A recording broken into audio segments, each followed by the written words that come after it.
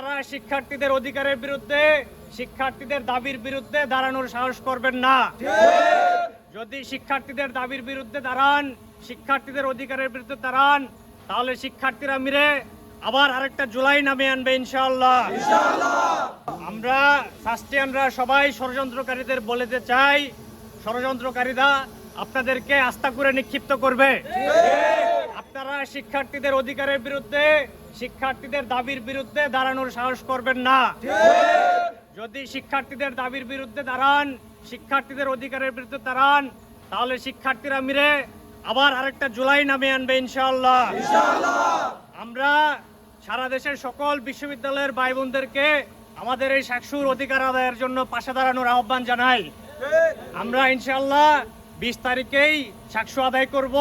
আমরা সকল কর্তৃপক্ষকে আহ্বান জানাই, আপনারা কেউ শিক্ষার্থীদের দাবির বিরুদ্ধে অবস্থান করবেন না। আপনারা শিক্ষার্থীদের পক্ষে অবস্থান করুন, ন্যায়ের পক্ষে অবস্থান করুন।